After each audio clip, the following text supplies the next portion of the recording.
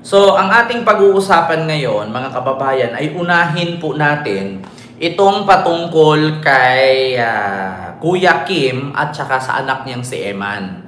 No? So, mga kababayan, ito po ngayon ay trending. No? Trending po at viral po sa social media. Itong pangyayari nga sa pagkamatay, no, nitong anak ni Kuya Kim na si Eman. No? Mega love shoutout po sa inyong lahat, mga kababayan. Bakit nga ba, mga kababayan, na nag-trending ngayon itong pagkamatay ng anak ni Kuya Kim Atienza, na yung nagsasabing ang buhay ay weather lang. Ayan, so Mama Lu dyan sa Tarlac, mega love shoutout, Ma'am Marilu, hello po. So ngayon, mga kababayan, iginiit po ng ibang mga netizen na ang dahilan daw ng pagkamatay ng anak ni Kuya Kim Atienza or pagpapakamatay ng anak ni Kuya Kim Atienza ay itong pag-aatake or pambabash, no, sa kanyang social media account ng mga DDS or sa madaling salita ng mga supporters ni Duterte. So totoo nga po ba, mga kababayan? So ito nga po ang lumalabas ngayon, mga kababayan, ay inaatake daw po kasi itong social media account ng anak ni Kuya Kim Atienza na si Eman Atienza.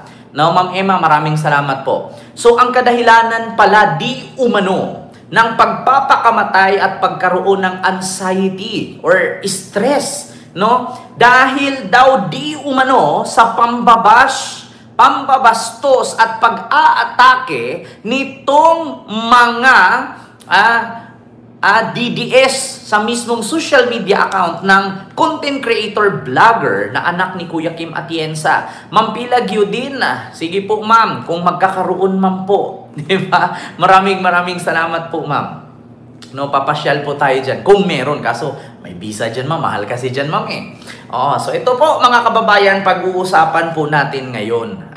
Itong nangyayari ngayon, mga kababayan, na bakit nga ba nagpakamatay or namatay itong anak ni Kuya Kim Atienza na si Eman Atienza. Dahil daw po sa kapag nagpo-post daw po ito sa kanyang social media patungkol daw po di umano sa kanyang mga nararamdaman, kasi ito na po ay malayo sa kanyang mga magulang, kasi yun po ay nasa Amerika po kasi naka-base itong anak ni Kuya Kim. Actually, nasa New York. So, ngayon, mga kababayan, kada post daw itong isang dalaga na anak ni Kuya Kim, na apo ni Mayor Lito Atienza ng Maynila, na pamangkin ni Vice Mayor Ali Atienza ngayon, dyan sa Maynila. Ali ba? Correct me if I'm wrong, yung partner ni Yorme Isko, no, pamangkin niya ay namatay dahil sa anxiety or stress. Ngayon, mga kababayan, ang kadahilanan daw po di umano ng kanyang pagpapakamatay or pagkamatay ay dahil po binabastos daw po ito ang kanyang pagpupost sa social media. Inaatake daw po ito ng mga bobo, tanga-tanga, inutil, hampas lupa at utu-utong mga DDS. Ngayon po, mga kababayan, trending po ito ngayon sa social media, ang usap-usapan. Si Vice Mayor Che Atienza pala. So ngayon, mga kababayan, trending po ito ngayon. According po dito, mga kababayan, sa post, no, ni Juan Luna Vlog. Ito po, mga kababayan. Babasahin ko lang po ang post ni Juan Luna Vlog, na ang pinagbintangan ng pagkamatay ng anak ni Kuya Kim ay itong mga pambabastos, pag-aatake, no, ng mga putang inang DDS. Diba? So ito po, mga kababayan, sa hindi po nakakaalam, ito po yung post, no, ni Juan Luna Vlog.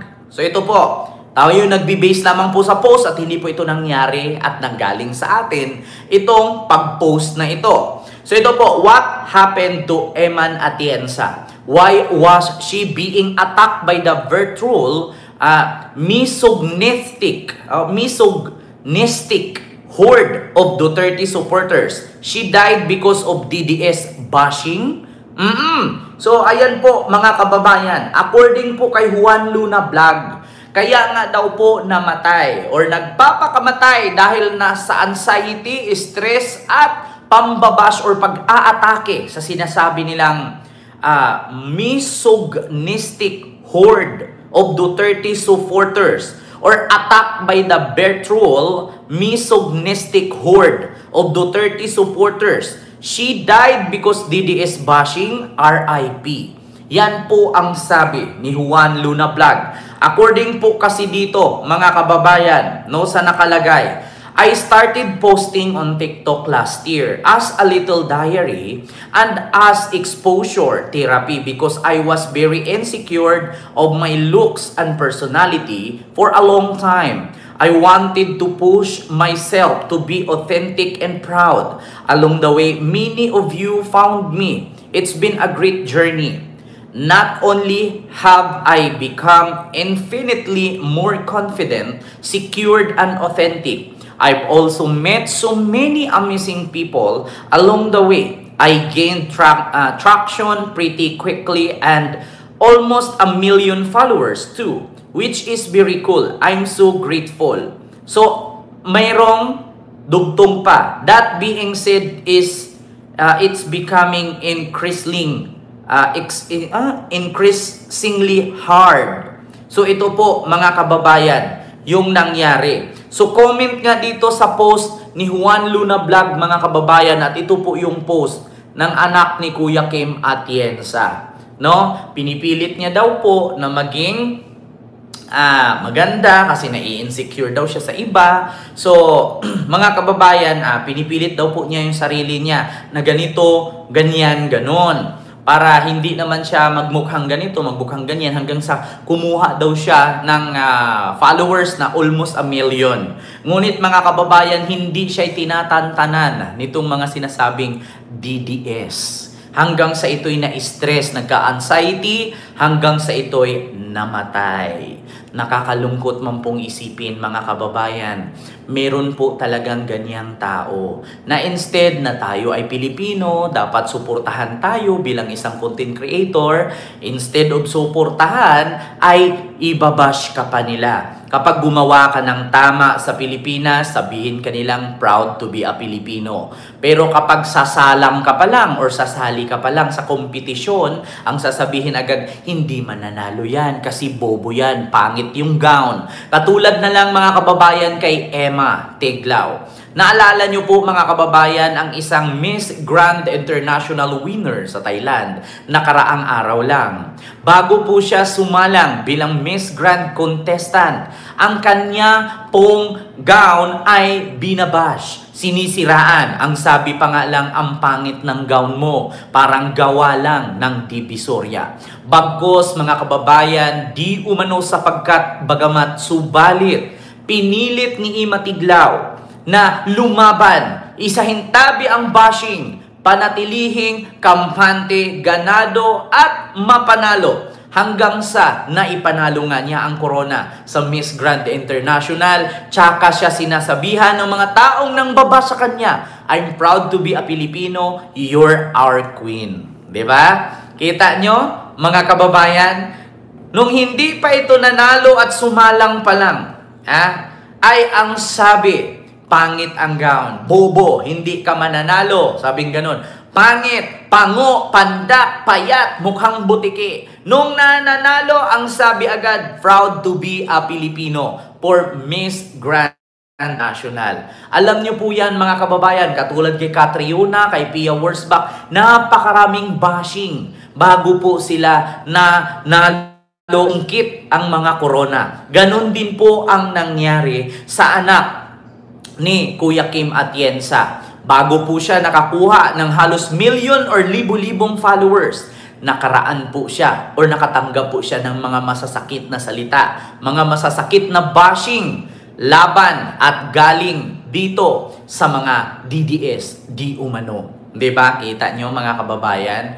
Diba? Instead na makatulong kayo, kasi yung tao nagbablog kasi nalulungkot. Instead na makatulong kayo, kasi yung tao inilabas yung sarili niya para masanay siya na hindi siya magtatago lamang sa kwarto at ibablog bilang isang small diary yung kanyang ginagawa everyday. Pero anong ginagawa ng mga kapwa niya Pilipino? Binabash, sinisiraan, tinatawag na mongoloid, tinatawag na abnormal. Ganyan po ang attitude ng mga Pilipino. Hindi ko man sinasabing lahat, pero majority. Kita nyo po yan. Di ba? Hindi ko sinasabing lahat, pero majority po yan. Di ba? So, bato-bato sa langit. Matamaan, magkaroon ng warrant ng ICC. Di ba? So, yun nga po mga kababayan. Eto nga, may mga comment pa nga sa naturang post. Dapat kasuhan ang mga bully na yan. Ganyan naman po, gustong-gusto nila yung may mamamatay. Pero ayaw nilang mamatay yung tatay nila. Nakawatan. Sunod ka na, Kap, sabi dito. Naumpisahan na nila. Mga panatiko, mga yan, ayaw naman makipag-debate kontra sa ideolohiya nila. At sasabihin ka lang bangag pag fact na fact ang sinasabi mo. Kasi kaya, di mo kasi nila kayang tayuan ang ideolohiya nilang si Duterte pag pinagmumukha na sa kanila ang katotohanan. Kita ninyo mga kababayan, yan po yung mga comment. No? Actually, marami po yan. So, sa totoo lang mga kababayan, si Eman kasi na anak ni Kuya Kim ay nag-uumpisa pa lamang na magba-vlog. No, nagre-recover pa lang. Kumbaga, bilang isang content creator, no, bago pa lang, hindi pa niya alam yung mundo, 'di ba? Hindi pa niya alam yung mundo ng social media. Hindi pa niya tanggap. Sabi ko nga sa kanila noon, mga kababayan, lalong-lalo na sa mga viewers. Not only for the vloggers, meron din pong mga viewers, mga kababayan, na mga baguhan pa lang sa ganitong kalakaran ng sistema sa mundo ng social media. Kapag hindi mo kaya ang mga sagutan ng mga vlogger, halimbawa, may basher tayo dyan sa comment section, nilalait tayo, minumura tayo, tapos pag binalikan mo yan, nasasaktan. Kaya isa lang din po, pasalamat kayo, hindi ako baguhan. Kasi kung baguhan pa lang ako ngayon, syempre, nahihiya pa akong humarap sa camera. Hindi ko pa alam kung ano ang isasagot ko sa mga nambaba sa akin. Di ba? Si Risa Force, silo po sa inyo dyan. Ngayon, mga kababayan, sa mga basher ko po na baguhan pa lang sa social media, huwag niyo pong hayaan na makatulad kayo sa anak ni Kuya Kim Atienza. Pag nilait niyo po ako, make sure po na pag nilait niyo ako ay hindi ko kayo mababalikan. Isa lang po ang aking masasabi. Kung baguhan ka pa lang po sa social media, huwag ka na pong pumasok kung ayaw mong masaktan. Diba? Totoo yan, mga kababayan. Even yung basher, nasasaktan din yan. Lalo na yung mga putang inang bobong DDS, ang lakas ng loob namang lait. Tapos pag binabalikan mo, nasasaktan, either magpa-file ng kaso, pero sila yung nauunang ng lait sa'yo. Sasabihin kang bakla, pango, kamukha ni Charis. Tapos pag binalikan mo, at least kamukha ni Charis, hindi kamukha ni Digong, nakawatan, di ba? Na maraming blackheads ang ilong.